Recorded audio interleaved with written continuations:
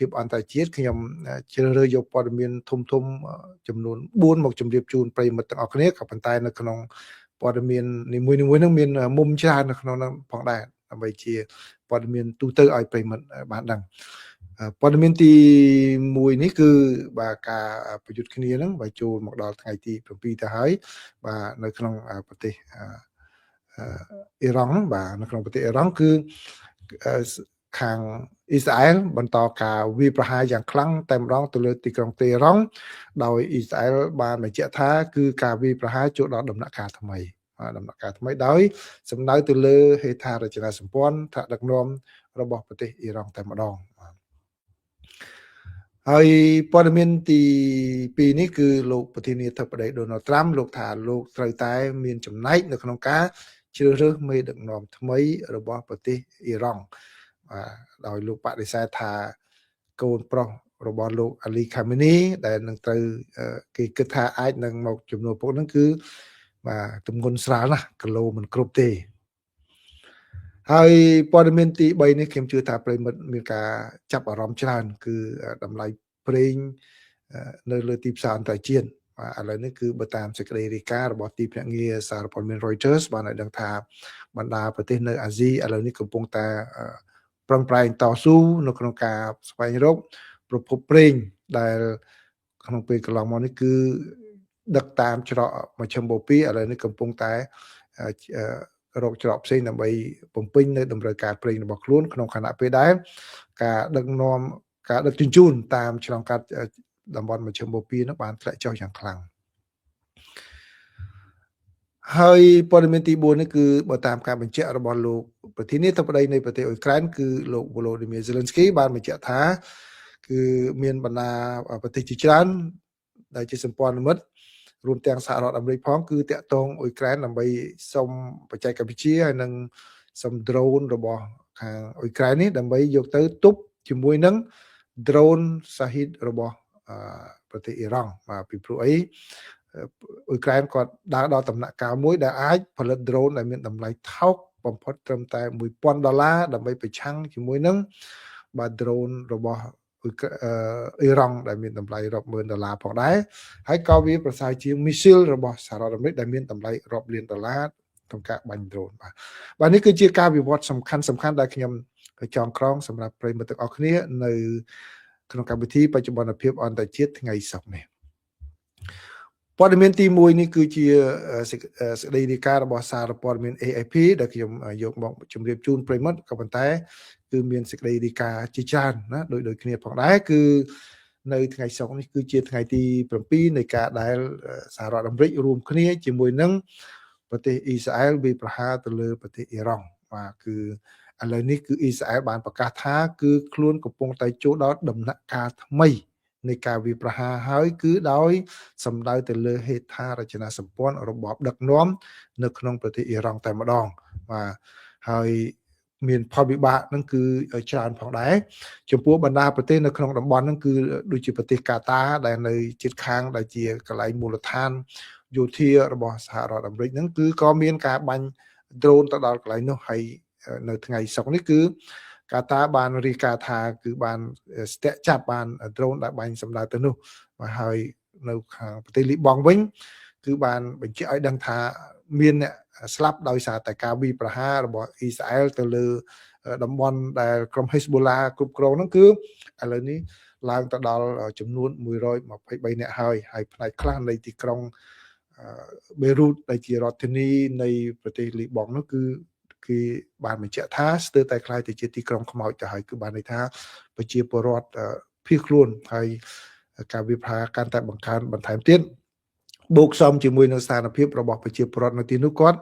មានការលំបាកស្រាប់ឥឡូវនេះធ្វើឲ្យស្ថានភាពលំបាកហ្នឹងកាន់តែធ្ងន់ធ្ងរឡើងសម្រាប់ប្រជាពលរដ្ឋនៅទីនោះ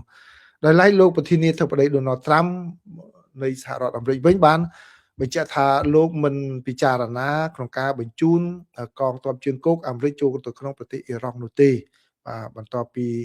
បាននិយាយថាលោកចង់ចូលរួមនៅក្នុងការជ្រើសរើសមេដឹកនាំថ្មីក៏ប៉ុន្តែមិនមែនតាមរយៈការទៅបញ្ជូនកម្លាំងរបស់សហរដ្ឋអាមេរិកដើម្បីទៅផ្ដួលរំលំរបបនោះទេបាទប្រិមិត្តនៅចាំបានទេខ្ញុំបានជូននៅសេណារីយ៉ូ4 มันខ្ញុំរាយការណ៍ជូននៅសេណារីយ៉ូ4ដែលលោកសាស្ត្រាចារ្យនៅសាកលវិទ្យាល័យGeorge Washington បានរាយការណ៍ហ្នឹងគឺឥឡូវនេះស្ថានភាពឥឡូវនេះគឺកំពុងតែចូលដល់ក្នុងសេណារីយ៉ូមួយដែលគាត់បានលើកឡើងគឺសេណារីយ៉ូអ្នកណាខ្លាំងនឹងឈ្នះបាទដូច្នេះបានន័យថាសហរដ្ឋអាមេរិកគឺធ្វើរឿងនឹងកើតឡើងទៅហើយអ្នកនៅខាងក្នុងសម្ដេចខ្លួនឯងពីព្រោះសេណារីយ៉ូមុនគេនោះគឺសេណារីយ៉ូនៃការដែលមានរបបដឹកនាំដោយប្រជាធិបតេយ្យមួយក៏ប៉ុន្តែសហរដ្ឋអាមេរិកខ្លួនឯងនឹងគឺមិនបានបដិញ្ញាចិត្តថានឹងជួយឲ្យដល់ពេញទំហឹងឬក៏ប្រទេសអឺរ៉ុបណាមួយដែលថាជួយឲ្យដល់ពេញទំហឹងនោះទេដើម្បីដឹករៀបចំរដ្ឋាភិបាលប្រជាធិបតេយ្យមួយបាទអត់មានទេបាទមើលទៅអត់មានបាទកាលាទី2គឺឲ្យព្រះអង្គម្ចាស់សាហ្នឹងគាត់ឡើងសោយរាជឡើងវិញក៏ប៉ុន្តែអាមេរិកចង់បានអ៊ីរ៉ាល់ចង់បានប៉ុន្តែពលរដ្ឋអ៊ីរ៉ង់មួយចំនួនគឺអត់ពេញចិត្តទេដោយសារអីដោយសារតែក្នុងចំណោមបពប្រឆាំងនៅខាងក្នុងប្រទេសក្តីក្រៅប្រទេសក្តីហ្នឹងគឺមានច្រើនហើយអ្នកទាំងអស់គ្នាហ្នឹងអត់ត្រូវគ្នាទេពីក្រុមមួយទៅក្រុមមួយហ្នឹងគ្រាន់តែក្រុមព្រះអង្គម្ចាស់សាហ្នឹងគាត់មានឥទ្ធិពលខ្លាំងជាងគេបន្តិចមានប្រជាប្រិយភាពច្រើនជាងគេក៏ប៉ុន្តែ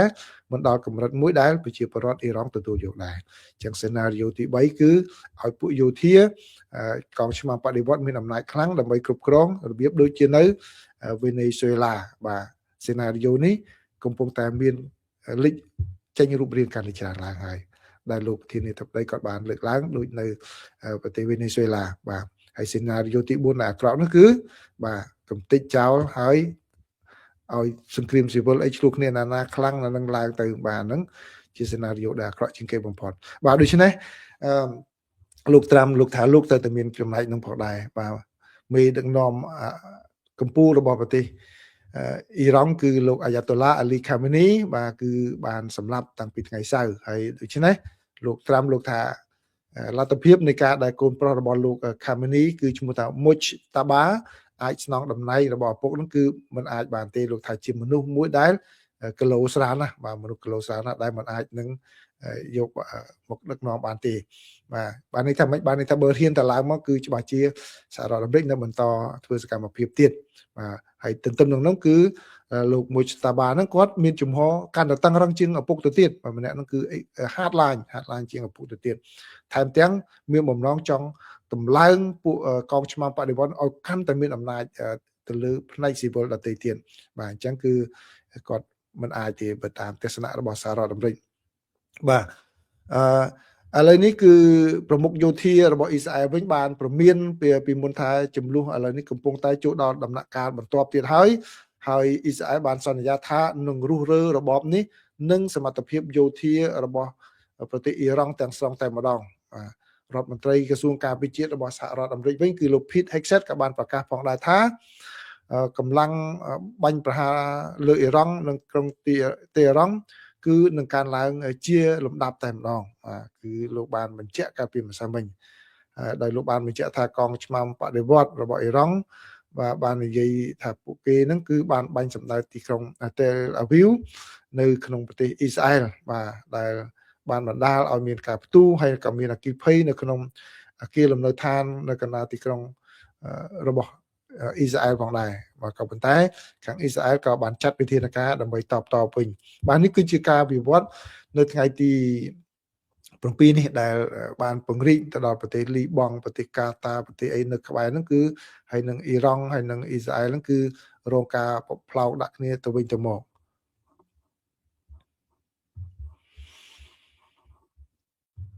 ព័ត៌មានទី2នេះខ្ញុំសូមដកស្រង់របស់សារព័ត៌មាន Los Angeles Times បាទ Los Angeles Times គាត់យកពីសារព័ត៌មានផ្សេងៗមកសរសេរឡើងវិញដែរណាបាទបើតាមសេចក្តីរាយការណ៍របស់ Los Angeles Times បានឲ្យដឹងថាលោកប្រធានាធិបតី Donald Trump បានប្រកាសតែម្ដងថាលោកនឹងចូលរួមដោយផ្ទាល់នៅក្នុងការជ្រើសរើសមេដឹកនាំបន្ទាប់របស់ប្រទេសអ៊ីរ៉ង់បាទក្នុងពេលដែលការវាយប្រហាររួមគ្នាដែលដឹកនាំដោយសហរដ្ឋអាមេរិកនិងប្រទេស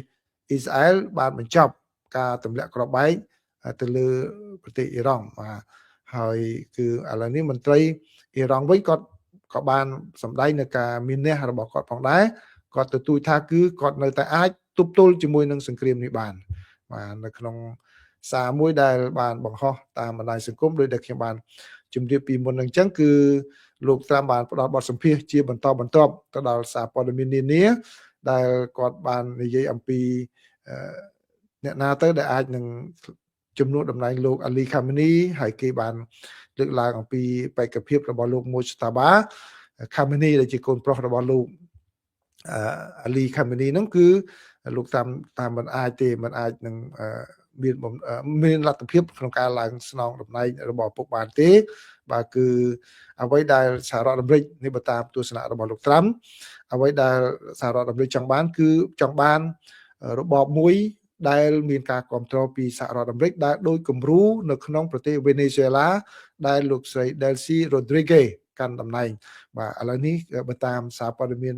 នានាហើយនឹងការបង្ហោះតាមបណ្ដាញសង្គមលោកស្រី Delcy Rodriguez ហ្នឹងពេលនិយាយម្ដងណាក៏គាត់បានលើកឡើងពីអរគុណលោកប្រធានាធិបតី Donald Trump នៅក្នុងកិច្ចសហប្រតិបត្តិការដែរបាទដូច្នេះការដឹកនាំនៅរបៀបដដែលទេរបៀបដដែលគាត់ថាបធូរបន្ថយខ្លះដូចជាមានការដោះលែងអ្នកទោសនយោបាយអីច្រើននៅក្នុងប្រទេសវេណេស៊ុយអេឡាហើយប៉ុន្តែការដឹកនាំនៅដដែលគ្រាន់តែងាកមកបាទចាប់ដៃជាមួយនឹងសហរដ្ឋអាមេរិកធ្វើពាណិជ្ជកម្មធម្មតាទៅបាទនេះគឺជាអ្វីដែលសហរដ្ឋអាមេរិកចង់បានសម្រាប់ប្រទេសអ៊ីរ៉ង់ផងដែរបាទបើតាមសេចក្តីរាយការណ៍របស់ Los Angeles Times ក៏ប៉ុន្តែតើយ៉ាងណាគឺមិនទាន់បាននឹងទេលោកប្រធានាធិបតីបាននិយាយថាសេតវិមានបាទគឺនឹងបានធានាថាអ្នកណាក៏ដោយដែលដឹកនាំប្រទេសអ៊ីរ៉ង់បាទគឺមិនមែនជាការគំរាមកំហែងទៅដល់សហរដ្ឋអាមេរិកបាទនេះគឺជាអ្វីដែលសហរដ្ឋអាមេរិកចង់បានគឺមិនគំរាមកំហែងដល់សហរដ្ឋអាមេរិកមិនគំរាមកំហែងទៅដល់សម្ព័ន្ធមិត្តរបស់សហរដ្ឋអាមេរិកនៅក្នុងតំបន់ជាពិសេសអ៊ីស្រាអែលនឹងតែម្ដងបាទហើយសេចក្តីថ្លែងការណ៍របស់លោកប្រធានាធិបតីនេះគឺចេញមកបន្ទាប់ពីមានរបាយការណ៍ថាក្រសួងការពារជាតិរបស់សហរដ្ឋអាមេរិកឬក៏ក្រសួងសង្គ្រាមរបស់សហរដ្ឋអាមេរិកនៅពេលឥឡូវនេះកំពុងតែត្រៀមលក្ខណៈដើម្បីធ្វើការប្រយុទ្ធរយៈពេលយូរជាងមុនតែម្ដងបាទយូរជាងអ្វីដែលលោកប្រធានាធិបតី Donald Trump បានព្យាករណ៍ពីមុនមកបាទព្យាករណ៍ពីមុនមកគឺពី4ទៅ5សប្តាហ៍ឥឡូវនេះគឺក្រសួងការពារជាតិរបស់សហរដ្ឋអាមេរិកក៏ថាឥឡូវនេះរៀបផែនការដើម្បីឲ្យយូរអង្វែងជាងហ្នឹងបាទហើយនៅមុននេះបន្តិចគឺបើយោងតាមសារព័ត៌មានផ្សាយនានាគឺបានឲ្យដឹងថាខាងអ៊ីរ៉ង់បានលូកដៃមកចង់សុំចរចាបាទសុំចរចាហើយលោកប្រធានាធិបតី Donald Trump បានប្រកាសមកវិញថាគ្មានទេការចរចាមានតែការចោះចាញ់ដោយគ្មានលក្ខខណ្ឌបាទអញ្ចឹងនេះគឺជាព័ត៌មានដែលផ្សាយនៅតាមបណ្ដាញសារព័ត៌មាននានាណាបាទប៉ុន្តែតើអ៊ីរ៉ង់មកប៉ុណ្ណាអីប៉ុណ្ណាខ្ញុំសូមបន្ថែមយោបល់របស់ខ្ញុំគឺនៅក្នុងពេលនេះគឺគេប្រើទាំងអស់នៅក្នុងពេលដែលមានសង្គ្រាមអញ្ចឹងបាទតាំងពីសង្គ្រាមព័ត៌មានសង្គ្រាមចិត្តសាស្ត្រគឺមកអស់ហើយបាទហើយសហរដ្ឋអាមេរិកក៏ប្រកែកខាងហ្នឹងដែរដូច្នេះតើរឿងហ្នឹងពិតយ៉ាងណាអីយ៉ាងណាគឺมันបានឮតទៅពាក្យពីទាំងពីរជួបគ្នាយ៉ាងម៉េចហ្នឹងគឺយើងទទួលយកទៅតាមសារព័ត៌មានធំរាយការណ៍សិនបាទសារព័ត៌មានធំរាយការណ៍យ៉ាងម៉េចគឺខ្ញុំចែករំលែកតាមប៉ុណ្ណឹងណាបាទតើបើការចរចាយ៉ាងម៉េចដោយដែលសារព័ត៌មានធំដូច New York Times ក៏រាយការណ៍ហ្នឹងគឺវាជារឿងល្អដែរដែលអាចនឹងចូលសេណារីយ៉ូថ្នាក់ដឹកនាំថ្មីនៅប្រទេសអ៊ីរ៉ង់ហ្នឹងដូចនៅវេណេស៊ុយអេឡាគឺបានន័យថាក្រុមឆ្មាំបដិវត្តន៍ហ្នឹងបាទចូលដឹកនាំវិញទៅបន្តការដឹកនាំដដែលដូរតែមេថ្មីដូរគោលជំហរខ្លះដោះលែងអ្នកទោសអនុញ្ញាតឲ្យគេធ្វើការងារធម្មតាបាទលុបចោលអាវុធដូច clear ឲ្យវិញជាដើមបាទគ្មានលែងគម្រាមកំហែងទៅដល់ប្រទេសនៅក្នុងតំបន់លែងគ្រប់គ្រងក្រុមភេរវកម្មដែលនៅខាងប្រទេសផ្សេងទៀតបាទប្រហែលជានឹងអាចដំណើរការបានបាទនេះគឺបើតាមសេណារីយ៉ូដែលមាននាពេលកន្លងមកឥឡូវនេះចូលដល់ព័ត៌មានទី3បាទជាសេចក្តីរាយការណ៍របស់ទីភ្នាក់ងារសារព័ត៌មាន Reuters បាទបើយោងតាមសេចក្តីរាយការណ៍របស់ទីភ្នាក់ងារសារព័ត៌មាន Reuters គឺឥឡូវនេះអ្នកដែលបាទជួញដូរប្រេងបាទនៅតំបន់អាស៊ីហ្នឹងឥឡូវនេះកំពុងតែខ្នះខ្នែងព្យាយាមយ៉ាងខ្លាំងក្លាក្នុងការរកប្រភពផ្គត់ផ្គង់ប្រេងជំនួសវិញដោយសារតែសង្គ្រាមនៅក្នុងប្រទេសអ៊ីរ៉ង់ហ្នឹងគឺបានកាត់បន្ថយនៅប្រភពនៃការដឹកជញ្ជូនដែលឆ្លងកាត់តំបន់មជ្ឈិមបូព៌ាហើយជាប្រភពដែលសំខាន់ដែលផ្គត់ផ្គង់ប្រេងទៅដល់តំបន់អាស៊ីផងដែរដោយសារតែឥឡូវនេះគឺខាងយោធាអ៊ីរ៉ង់បាទគាត់បានបិទច្រកឆ្លងសមុទ្រ Hormuz បាទច្រកនោះវាតូចវា35គីឡូគឺ còn bánh cặp lương thầm đá có ai nâng đo đáy nó và cặp lương plong là nó sẽ mặt tập plong 30 kg nó đo lên chắc đi chứ đấy sầm rập cặp ba đực tầm ninh cặp ba đực play ấy lòng cắt bởi sinh chỉ kê pon pon bánhคือbịครูธนะ bị bụi cặp ba còn đực tầm ninh còn bạn lượn đôiนี่bị chấm băng ngay tệ mà cho cả lầnนี้คือបើតាមសេចក្តីរាយការណ៍របស់ទីភ្នាក់ងារសារព័ត៌មាន Reuters គឺខាងអ្នកដែលជួញដូរប្រេងសម្រាប់តំបន់អាស៊ីហ្នឹងកំពុងតែងាកមករកប្រភពប្រេងនៅខាងតំបន់ប្រចាំប្រទេសបាទប្រចាំប្រទេសចំនួនវិញហើយគឺឥឡូវនេះគឺតាមសេចក្តីរាយការណ៍ឲ្យដឹងថាការខ្វះខាតប្រេងដែលមានការធ្លាក់ចុះច្រើនហ្នឹងវាអាចប៉ះពាល់ទៅដល់ទៅសង្វាក់ប្រេងឥន្ធនៈសម្រាប់គ្រប់គ្រងទៅដល់កប៉ាល់ពីព្រោះកប៉ាល់គាត់ដឹកប្រេងហ្នឹងគឺគាត់ក៏ស៊ីប្រេងខ្លួនឯងនៅខ្លាំងដឹកទំនិញក៏ខ្លាំងដែរបាទហើយនៅកំពង់ផែសំខាន់ដូចជានៅសង្ហបុរីបើតាមសេចក្តីរាយការណ៍ឲ្យដឹងថាតម្លៃប្រេងបាទកើនឡើងបាទនៅក្នុងសប្តាហ៍ខាងមុខនេះគឺនឹងកើនឡើងច្រើនផងដែរដែលធ្វើឲ្យថ្លៃដើមសម្រាប់ចាក់ប្រេងឥន្ធនៈដល់កប៉ាល់ហ្នឹងកើនឡើងដូច្នេះការដឹកជញ្ជូនតាមសមុទ្រដែលជាមធ្យោបាយដឹកជញ្ជូនធំជាងគេមកអញ្ចឹងគឺប្រិមិត្តណាមិនតដឹងរឿងហ្នឹងគឺនៅក្នុងការដឹកជញ្ជូនវាមានតាមផ្លូវអាកាសផ្លូវគោកផ្លូវទឹកការដឹកជញ្ជូនតាមផ្លូវទឹកគឺបានបរិមាណច្រើនអស់តម្លៃថោកជាងគេបាទហ្នឹងណាបាទដូចជាអ្នកខ្លះមកនៅអាមេរិកនៅអីហ្នឹងបាទដឹកអីវ៉ាន់ដឹកអីមកហ្នឹងគឺដឹកតាមកប៉ាល់បាទមួយខែអីមកដល់ហ្នឹងគឺដឹកបានច្រើនដោយសារតែតម្លៃថោកបាទឥឡូវនេះគឺបើប្រេងសាំងឡើងថ្លៃvà cả prênh cả bao cả làng thái chắc cả được tùm ninh có vì làng thái chắc tùm ninh có vì năng làng thái hoặc này chắc được hay bỏ biết bắt to từ tiền hay bật tam ca rồng bông tung nó cứ cả khát prênh nó cứ mình cả can lang và nó không tìm xa prênh internet nó không sập đá này chỉ vì thế cả thà prênh internet là miền xa là thiết spawn thọ pu chỉ vì thế prênh nó cứ một pi đầm bòn mà châm bồ pi vàហើយ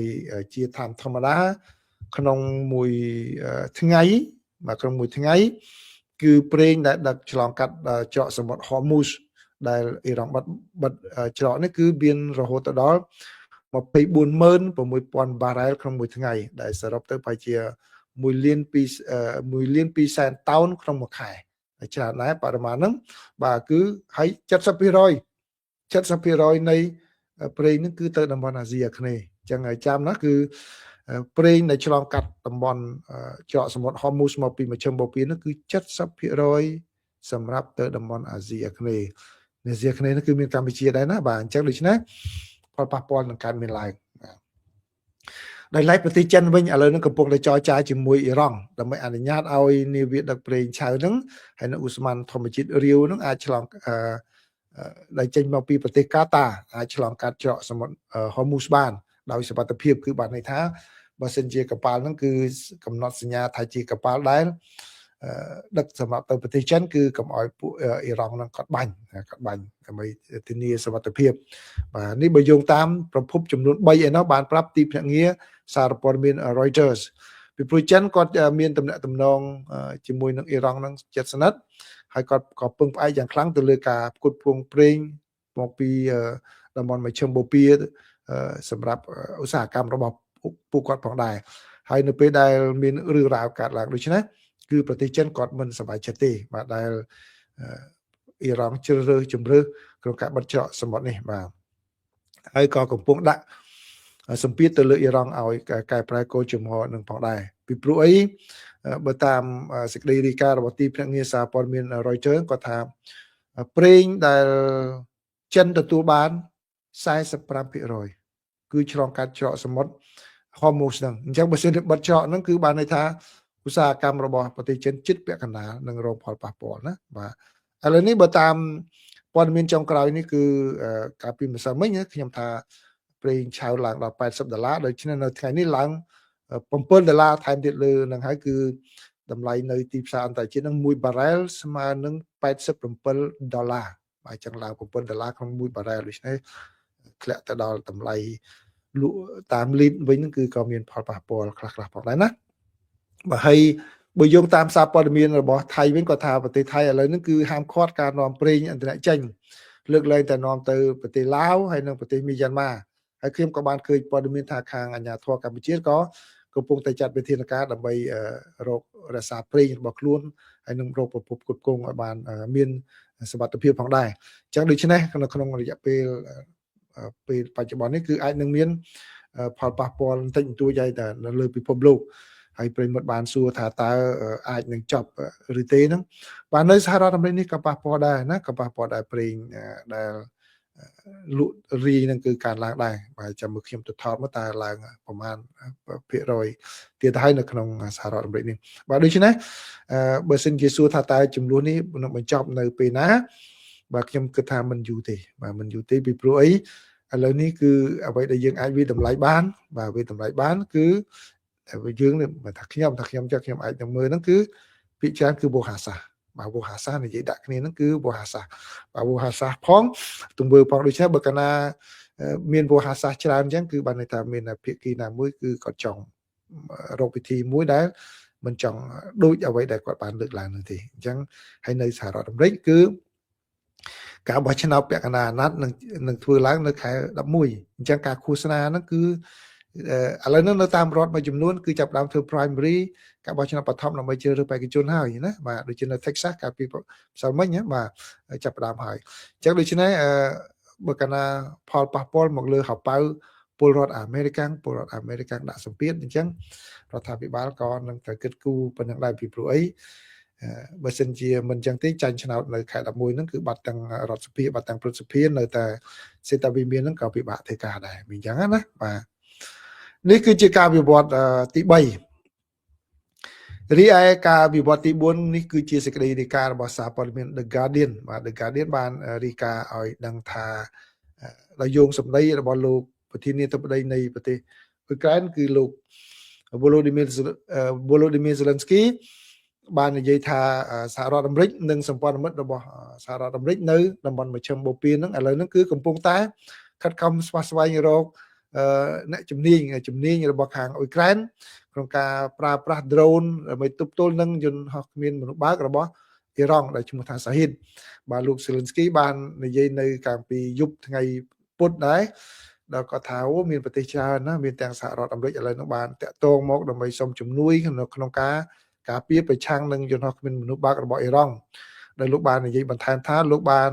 និយាយក្នុងរយៈពេលប្រហែលថ្ងៃថ្មីនេះទៅកាន់មេដឹកនាំនៃប្រទេសដែលមានអារ៉ាប់រួមកាតាបារ៉ែនយ៉ូដានីនិងគុយវ៉េតអំពីកិច្ចសហប្រតិបត្តិការតាមលទ្ធភាពដែលអ៊ុយក្រែនអាចធ្វើទៅបានបាទន័យថាអ៊ុយក្រែនកំពុងតែមានរឿងរ៉ាវខ្លួនឯងគេទៅសុំជំនួយក៏គាត់បាទគិតគូជួយផងដែរប្រធានាធិបតីអ៊ុយក្រែនបានបន្ថែមទៀតថាជំនួយរបស់អ៊ុយក្រែនក្នុងការទប់ទល់នឹងយន្តហោះគ្មានមនុស្សបើករបស់អ៊ីរ៉ង់នឹងទៅផ្ដល់ជូនបាទក៏ប៉ុន្តែក៏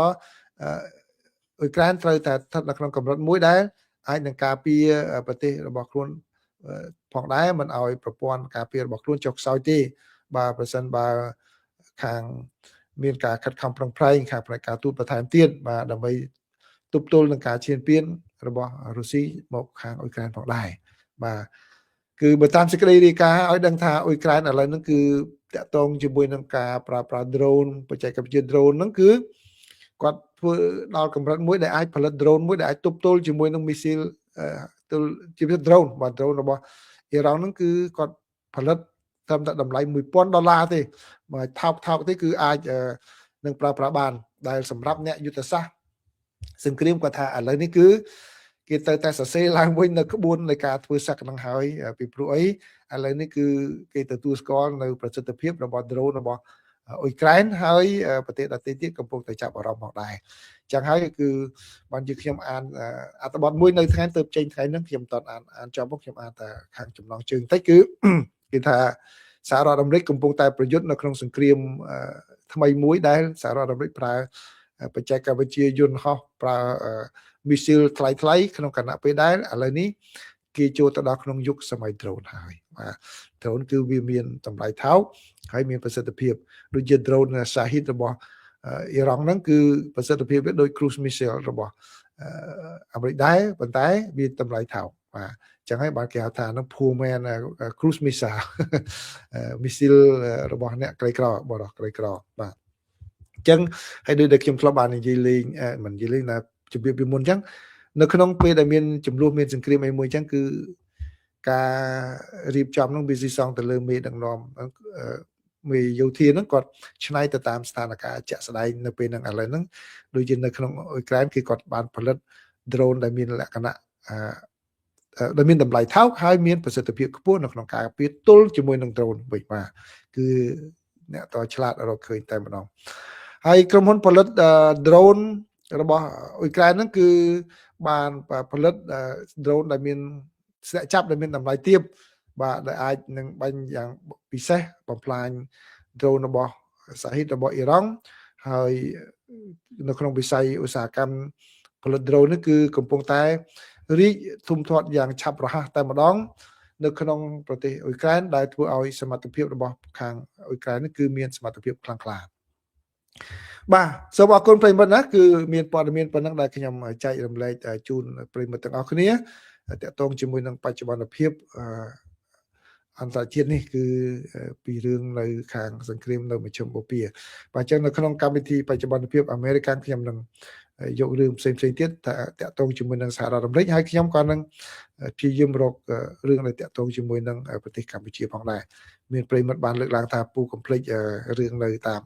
ព្រំដែនកម្ពុជាបាទខ្ញុំនឹងព្យាយាមរករឿងហ្នឹងប៉ុន្តែដូចដែលខ្ញុំបានជម្រាបចឹងគឺខ្ញុំយកតែរឿងណាដែលសារព័ត៌មានបានផ្សាយអញ្ចឹងពីព្រោះខ្ញុំមិនអាចមានលទ្ធភាពនៅក្នុងការទៅសរសេរទៅយកព័ត៌មានខ្លួនឯងបានអញ្ចឹងបើព័ត៌មានអន្តរជាតិគេផ្សាយបានខ្ញុំយកមកជម្រាបជូនមិនឲ្យខកខាននោះទេបាទអញ្ចឹងសូមអរគុណប្រិយមិត្តទាំងអស់គ្នាបាទរាត្រីសួស្តីអ្នកនៅកម្ពុជាហើយនិងអ្នកនៅសហរដ្ឋអាមេរិកបាទសូមបំពេញការងារឲ្យបានជោគជ័យថ្ងៃនេះថ្ងៃសប្តាហ៍ណាហើយនៅអាមេរិកគេថា Thanks God it's Friday បាទសូមជម្រាបលា Happy Friday